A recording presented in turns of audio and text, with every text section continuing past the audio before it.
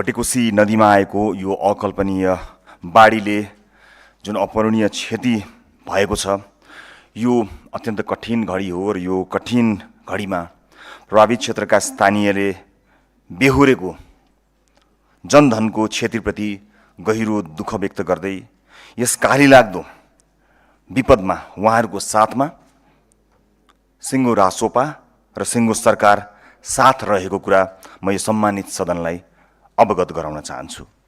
सम्मानित सभामुख महोदय, बिहानदेखि नै यसको जानकारी प्राप्त भएसँगै म प्रधानमन्त्री, गृहमन्त्री र भर्खरै स्वास्थ्य मन्त्री लगायतका सम्बद्ध अन्य सरकारी संयन्त्रका जति पनि महानुभावहरू हुनुहुन्छ उहाँहरू सबैसँग निरन्तर छलफल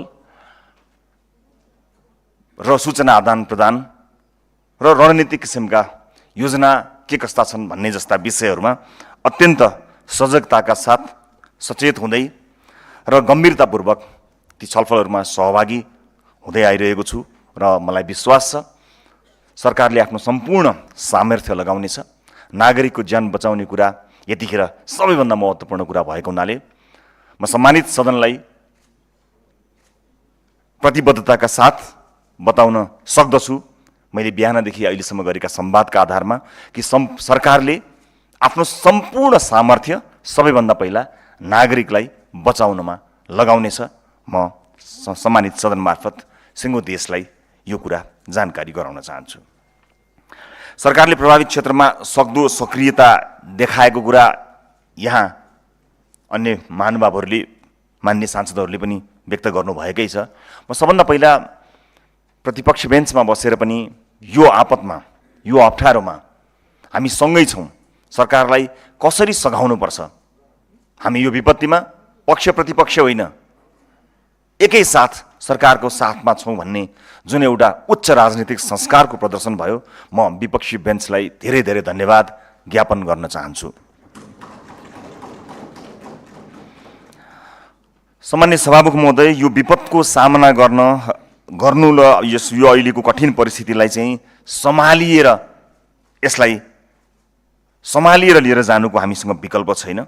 म बाढी प्रभावित रसुवा र धादिङका नदी तटीय क्षेत्रका स्थानीयलाई अझ सुरक्षित रहन, थप क्षति नहुनेतर्फ सचेत रहन, धैर्य धारण गर्न र सरकारी संयन्त्रको सम्पर्कमा रहन पनि अपिल गर्दछु। साथै चितवन, नवलपरासी लगायतका जिल्लाका नदी तटीय क्षेत्रमा सावधानी अपनाउन समेत आग्रह पनि गर्न चाहन्छु र म सरकारलाई पर्याप्त सुरक्षा जनशक्ति र सम्भव भएका सबै स्रोत साधन प्रभावित क्षेत्रमा परिचालित गर्न पनि आग्रह गर्न चाहन्छु। सम्मान्य सभामुख महोदय,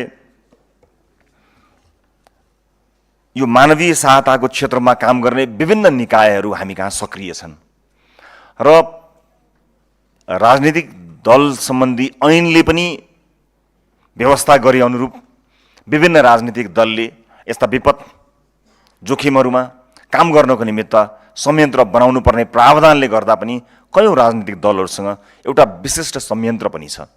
यतिखेर जसरी आज सबै राजनीतिक दलहरूले एकै ठाउँमा उभिनुपर्ने प्रतिबद्धता आएको छ, म यही संसदको सम्मानित सदनको रोस्ट्रमबाट सबै राजनीतिक दललाई आह्वान र अपिल पनि गर्न चाहन्छु कि हाम्रा राजनीतिक दलमा भएका राहत उद्धारमा सिद्ध हस्त, जानकार, तालिम प्राप्त ती सम्पूर्ण साथीहरूलाई एकबद्ध भएर सरकारसँग समन्वय गरी, सरकारी निकायसँग, स्थानीय प्रशासनसँग समन्वय गरी एक ढिक्का भई राहत उद्धारको कार्यमा संलग्न रहन र त्यसको एकीकृत खाका बनाएर सँगै कुनै दलको झन्डा लिएर होइन, देशको झन्डा लिएर एकै पटक उत्रिनको निमित्त आह्वान पनि गर्न चाहन्छु।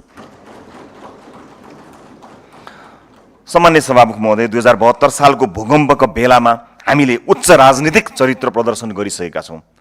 हरेक पटक जब देशमा यस्ता विपत्तिहरू आउँछन् त्यतिखेर नेपालले सबैको राजनीतिभन्दा निकै माथि उठेर नागरिकको सेवालाई आफ्नो परम धर्म मान्दै अगाडि आएको छ। यसपटक त्यही हाम्रो प्रतिबद्धताको आवश्यकता भएको महसुस यो सदनले गरिसकेको परिप्रेक्ष्यमा म फेरि पनि एकपटक सम्पूर्ण राजनीतिक दलहरूलाई यही अपिल गर्न चाहन्छु र राष्ट्रिय स्वतन्त्र पार्टी संसदको सबैभन्दा ठूलो राजनीतिक दल भएको हुनाले यसमा सबैभन्दा धेरै जिम्मेवारी राष्ट्रिय स्वतन्त्र पार्टीले वहन गर्नुपर्ने कुरा भएको कुरा निर्विवादितै छ। त्यसैले सदनको सबैभन्दा ठूलो दल भएका हुनाले सबैभन्दा बढी जिम्मेवार बनेर यस्ता समन्वयमा हामी लाग्नेछौँ र आवश्यक पर्दा सर्वदलीय बैठकहरूका मार्फतबाट यस्ता समन्वयकारी कार्यहरू गरी यस विपदबाट मुलुकमा थप क्षति हुन नदिनको लागि अगाडि बढ्ने र त्यसको अग्रसरता लिनको निमित्त पनि हामी तयार रहेको कुरा सम्मानित सभामुख महोदय मार्फत सम्मानित सदनलाई म जानकारी गराउन चाहन्छु। सम्मानित सभामुख महोदय, घटनाको बारेमा धेरै कुरा आइसकेको छ। आज बिहान यो तिब्बततर्फको माथिल्लो जलाधार क्षेत्रमा हिम पहिरो तथा गिगरानका कारण नदीको बहावमा चाहिँ केही समय त्यो अवरुद्ध भई अचानक खुलेपछि रसुवाको भोटेकोसी नदीमा ठुलो बाढी प्रवेश गरेको प्रारम्भिक जानकारी हामीले प्राप्त गरेका छँदैछौँ, जसले चाहिँ यसको उच्च जोखिमपछि रसुवा, नुवाकोट, धादिङ, गोर्खा, चितवन र नवलपरासीसम्मका नदीका किनारका बस्तीहरू उच्च सतर्कतामा राखिएको कुरा धेरै मान्यज्यूहरूले यहाँ व्यक्त गरिसक्नु भएको हुनाले म त्यसलाई दोहोऱ्याउनतिर गइनँ। तर यो राष्ट्रिय विपद जोखिम न्यूनीकरण तथा व्यवस्थापन प्राधिकरणले चाहिँ राहत तथा उद्धार कार्यका लागि जिल्ला विपद व्यवस्थापन समिति मार्फत केही रकमहरू पनि छुट्याएर काम अगाडि बढाएको कुरा पनि जानकारी आएको छ।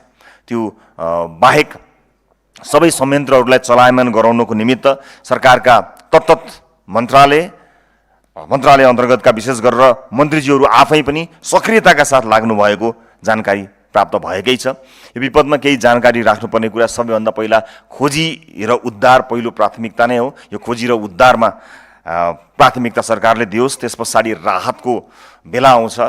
र हामी नेपालीहरू एउटा मनकारी मानिसहरू भएको हुनाले हाम्रो स्वभावले आपद विपद पर्दा स्वदेशमा मात्र होइन विदेशमा समेत रहनुभएका नेपालीहरूले देशलाई के गर्न सकिन्छ, के गर्नुपर्दछ भनेर सधैँ जागरुकताका साथ मद्दत गर्दै आउनुभएको छ। नेपाललाई घाउ लाग्दा, देशमा घाउ लाग्दा कुनै एक पटक पनि विदेशमा भएका नेपालीहरूले मलम पठाउन छुटाउनु भएको छैन। यसपटक पनि उहाँहरूले पक्कै पनि देशका लागि मलमको जोहो गर्नमा मद्दत गर्नुहुनेछ भन्ने कुरा म विश्वस्तका साथ बताउन चाहन्छु। सम्मान्य सभामुख महोदय, पुनर्स्थापनाको जटिलता आफ्नै ठाउँमा छँदैछ। विगतका विपदहरूमा हामीले गरेका अभियानहरू अधुरा छँदैछन्, तिनलाई पूर्णता दिनु त्यो हाम्रो आफ्नो चुनौती छँदैछ। त्यो सँगसँगै अर्को एउटा ठुलो चुनौती हामीमाझ आइपरेको छ। तर हामी विश्वासका साथ भन्न सक्दछौँ कि जुनसुकै चुनौतीलाई पनि सामना गर्न सक्ने राष्ट्रिय सामर्थ्य हामीसँग छ र त्यो सामर्थ्य पुरा गरेर हामी आपतमा परेका, विपदमा परेका नागरिकलाई पुनर्स्थापनाका लागि पनि प्रतिबद्ध भएर राज्यका सबै संयन्त्रहरूको परिचालन गरेर अगाडि बढ्नेछौँ र हामीले सफलता हासिल गर्न सक्नेछौँ भन्ने कुरामा म पूर्ण आशावादी रहेको कुरा सम्मानित सदनलाई स्पष्ट पार्न चाहन्छु। यस बेलामा अपुष्ट समाचारहरू सम्प्रेषण गर्ने र विभिन्न आर्टिफिसियल इन्टेलिजेन्सका फोटो भिडियोहरू हालेर थप आक्रान्त बनाउने काम जिम्मेवार नागरिकहरूबाट हुने छैन भन्ने कुरा पनि म यही सदनबाट अपिल पनि गर्न चाहन्छु।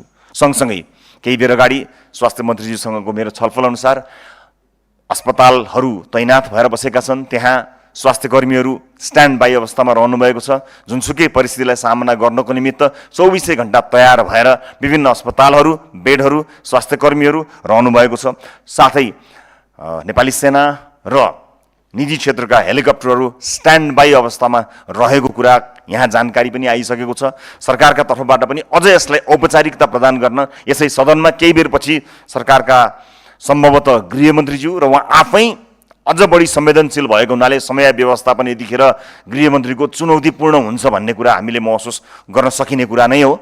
नसके सरकारको तर्फबाट के भइरहेको छ, के काम भयो, के हुँदैछ, सरकारले कस्तो किसिमको कार्य गरिरहेको छ भन्ने कुरा सम्मानित सदन मार्फत सिङ्गो देशलाई जानकारी गराउनु सरकारको कर्तव्य हो। मलाई विश्वास छ केही बेरपछि सरकारले आफ्नो त्यो गहन कर्तव्य निर्वाह गर्नेछ र सम्मानित सदन मार्फत सिङ्गो देशलाई जानकारी गराउनेछ कि यो विपदमा सरकार के गरिरहेको छ, सरकारका योजना कस्ता छन्, यतिखेर तत्काल के गर्यो, दीर्घकालीन रूपमा के कस्ता योजनाहरू सरकारले बनाएको छ। मलाई विश्वास छ ती सबै जानकारी सम्मानित सदनलाई सरकारले केही बेरमा दिनेछ र आश्वस्त पार्नेछ सिङ्गो देशलाई। म यसमा विश्वस्त हुन पनि चाहन्छु।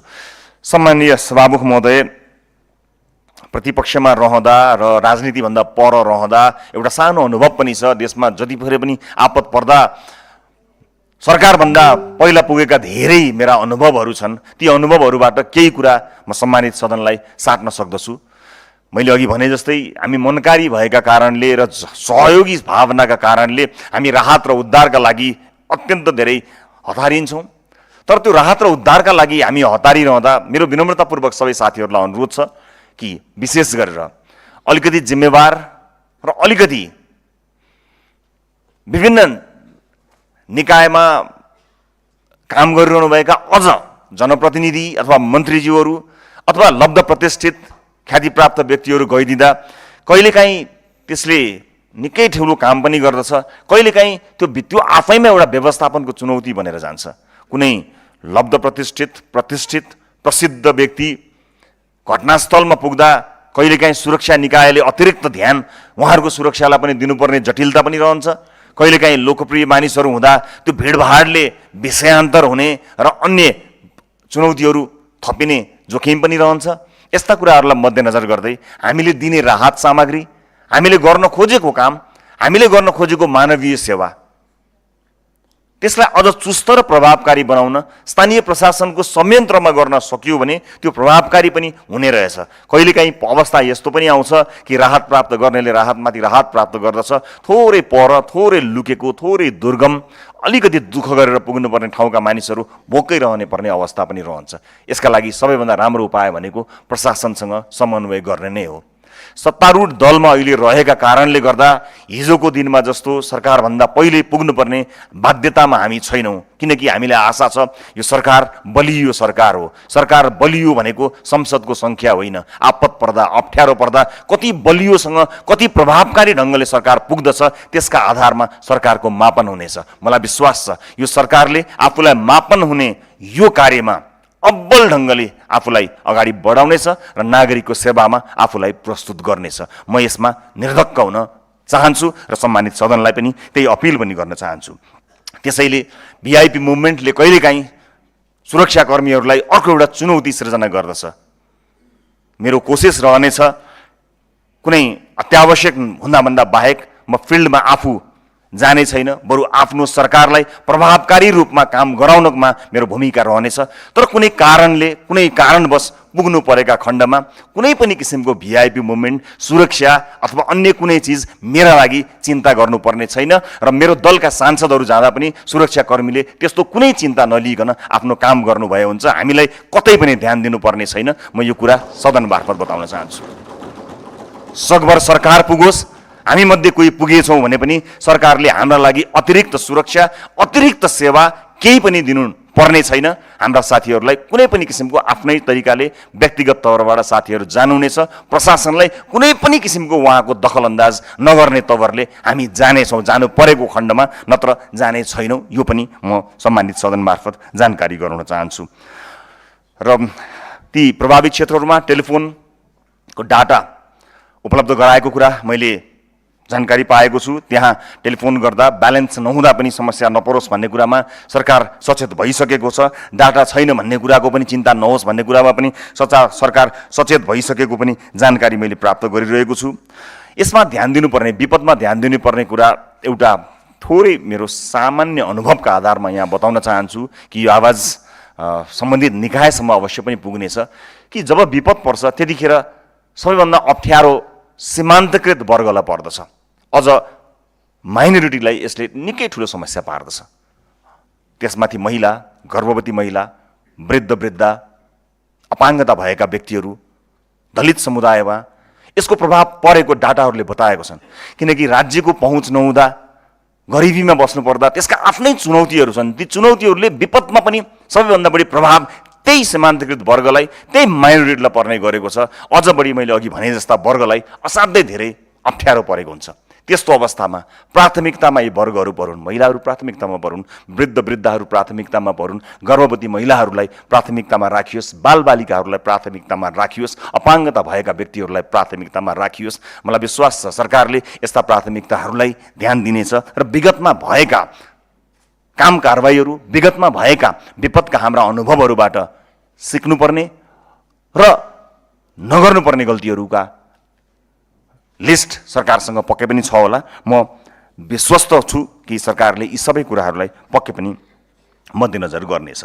सम्भावित हवाई उद्धारलाई प्राथमिकताका साथ राखिएको कुरा जानकारीमा आएको छ। आपतकालीन परिचालनका लागि विमानस्थलहरूमा सर्च एन्ड रेस्क्यु तथा इमर्जेन्सी रेस्पोन्स टिम समेत तयार भएको अवस्थामा रहेको जानकारी पनि प्राप्त भएको कुरा म सम्मानित सदनलाई जानकारी गराउन चाहन्छु।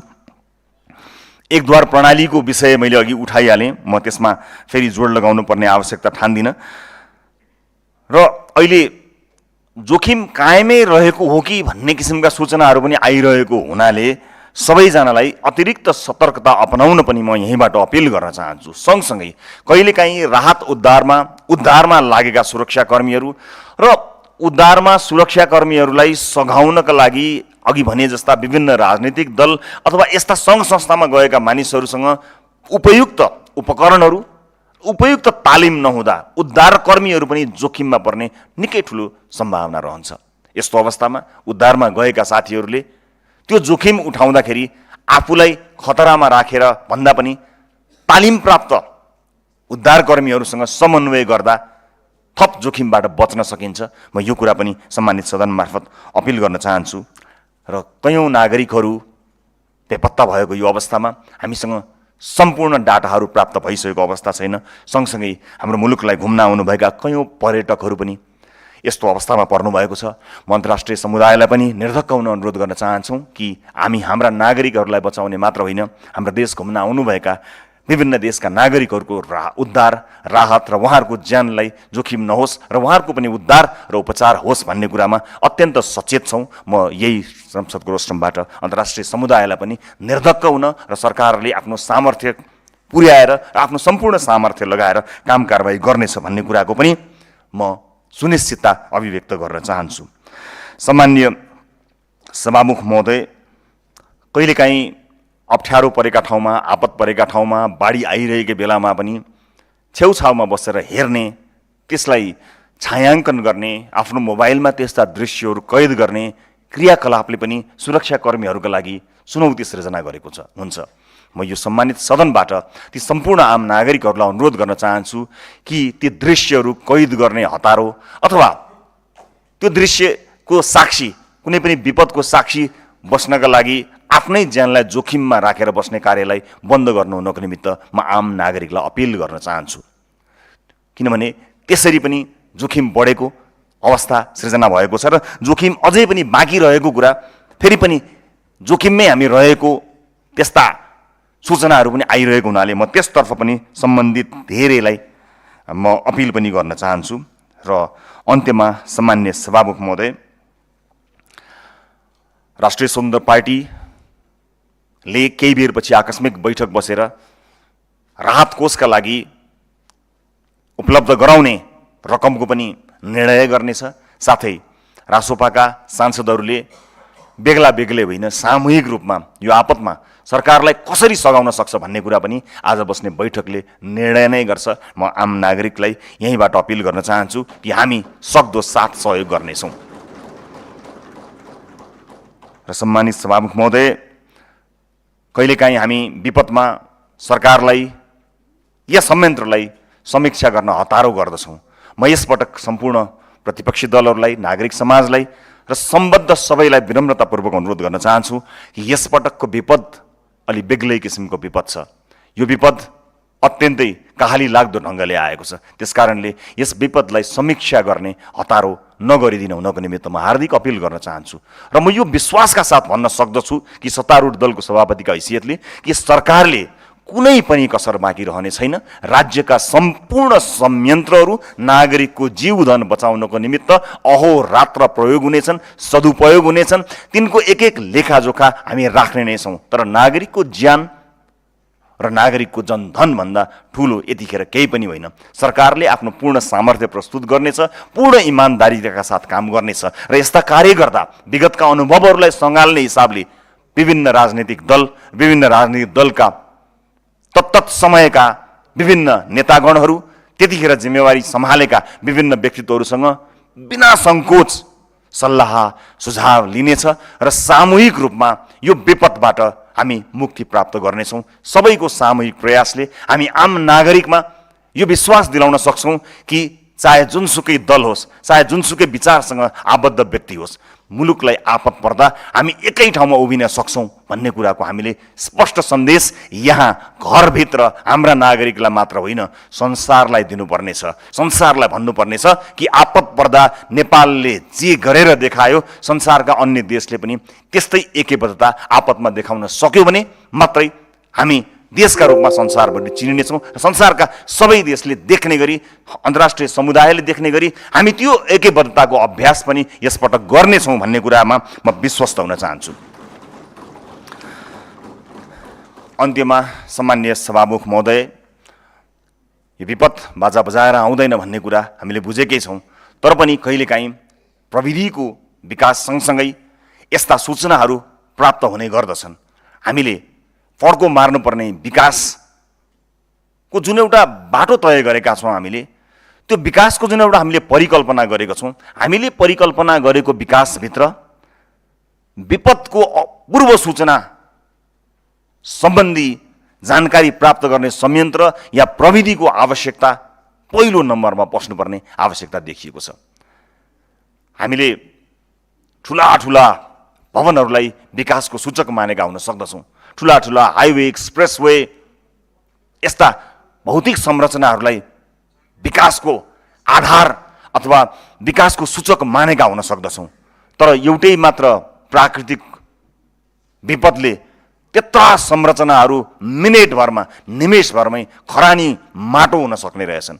त्यसैले विकासको सूचकका रूपमा ठुला ठुला भौतिक संरचना र पूर्वाधारलाई मात्र होइन, विपद आउँदैछ भन्ने कुरा थाहा पाउने सूचना संयन्त्र, प्रविधि संयन्त्रलाई पनि विकासको सूचकको पहिलो नम्बरमा राख्नु आजको आवश्यकता हो। सँगसँगै मलाई विश्वास छ सरकारका तर्फबाट सम्पूर्ण जानकारी सिङ्गो सदनलाई प्राप्त हुनेछ र म फेरि पनि विश्वासका साथ भन्न सक्दछु कि सरकार आफ्नो सम्पूर्ण क्षमता लगाएर नागरिकलाई बचाउने, जीवधनको रक्षा गर्ने कुरामा र सबभन्दा पहिला खोजी उद्धार, त्यसपछि राहत र पुनर्स्थापनाको कार्यमा लागि पर्नेछ भन्ने विश्वास व्यक्त गर्न चाहन्छु। समयका लागि आभार व्यक्त गर्दै आफ्नो भनाइ यहीँ टुङ्ग्याउँछु। नमस्कार।